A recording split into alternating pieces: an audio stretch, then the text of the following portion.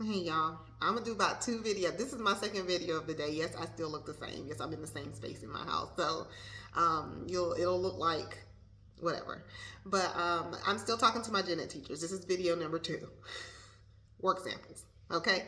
So we're going from the last video where I talked about what to do if you have a parent referral, okay, or a parent request. I don't know why I said referral, but parent request. This video is going to talk more so about work samples and how to analyze your work samples. So when a child is going through the process, so we get 60 days to evaluate. 60 days for the psych evaluation, speech evaluation, OT, PT, whatever evaluation that will be done, we get 60 days to do it. Once the parent signs consent, that's when our 60 days starts. It doesn't start until parents sign consent. We can have a referral meeting all day long. If the parent says, well, I want to take this home and think about it, the parent can take it home for a week and sign the PCE. And if they sign it backdated, then we will put on the top of the date when we receive the PCE. So it will begin on the date that we receive a signed PCE or parent consent to evaluate. Now, general education teachers, the child is still in your classroom and they are being evaluated. What do you do? I already talked about taking data. I don't need to talk about that again. You got it. But they're work samples. You gotta have some work samples. You can't take the papers every Friday and send them all home. And I know some people do that. They just take their papers, they put them in, they file them away. It's so cute how, you file them away. Everybody has their number, this and that. But you need work samples because a lot of times in those eligibility documents, it asks for a work sample analysis. So you have to have work samples that you actually analyze. It has to have a grade on it. It needs to have comments on it about what kids were supposed to do and what this particular student did, what it looked like, because the person who's facilitating, which may be somebody like me, who's a special education lead or a special education teacher, depending on your district, I don't know how they run it, maybe a coordinator, I don't know. They're not sitting in there while the child's doing the work. So they have no idea. They don't know what it looked like when the child was attending to this task. So work analysis, work sample analysis is so important. If you have an assignment, after that child finishes the assignment, with whatever you do as a class, don't have the child do the assignment by themselves when you're actually going around to help everybody else. But you want to see how this child works by themselves so you can have that work sample. That's not how that works. You need to provide the same thing to that child that you provide to everybody else. And even with that, how does it look? How does it go?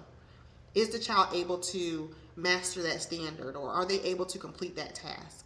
And what does it look like if they're not? We can't just put a 0 on top of the paper and say student refused to work. Now, if the student literally just sat there and said, I'm not doing it, that's all you got. That's all you got. That's true. That's all you have. But if it's a student who struggles to focus, if it's a student who is just completely lost on what they're supposed to do and they need more assistance, just try, make sure you write that on the side of the paper. Because when we ask for that work sample and we get a work sample that's a worksheet and it has no notes, no grade, no nothing, now we're expected to analyze a work sample for a kid that we weren't in the class to see do the work. That's not valid. That's not going to be a valid analysis. So make sure that the work samples you take have actual like notes and a grade on it. It has to have that information on it so that we can give a proper work sample analysis of how things are going in class. If it's reading comprehension that's the concern, it needs to be a reading comprehension work sample. I know this sounds crazy. I know it sounds crazy, like weird. If it's math that's a concern, but if it's not fluency, if it's math reasoning or problem solving or multi-step problem solving or whatever part of math it is, we need a work sample from the actual area of concern. Everything in that document has to align. The concerns have to match the evaluation. You have evaluation. That's overall. You got that. You have your concerns, you have your assessment scores, you have your work samples, you have your observation, you have all these things that go into this eligibility document, okay? We have to make a decision on whether this child is eligible or is eligible for special education. What exceptionality could they possibly be eligible under? We're trying to determine that based on the information that's provided. And so a valid work sample that has been analyzed by the teacher is something that we need, and we don't just need one. We need one for every area of concern, if not two. One is basic bare minimum, okay? So we got 60 days. 60 days. We're normally going to have that meeting closer to the end of that 60-day mark because they need time to evaluate, right?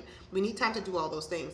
Within that 60 days, you got plenty of time to get a few work samples in for all the areas of concern. If that child does not have concern in the area of math, I don't need a math work sample.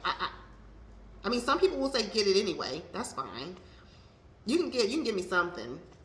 But if this child's acing everything on math and they're on level in math and they don't need help in math, I need a work sample for the areas of concern. So today, this video is only about work samples and helping you understand how important it is to make sure you have work samples that are specific to the area of concern, that those work samples are analyzed. Because some people may require you to send in, like they may send you a Google Doc and they may ask you a couple questions. They may actually have you type out the work analysis, the work sample analysis, which works too.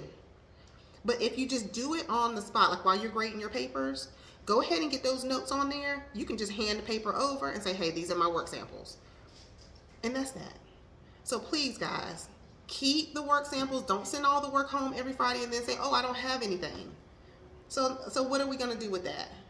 What are we going to do? So that's just to let you guys know. Work samples are important. Please make sure you have them. Make sure you analyze them and make sure that they're ready when it's time.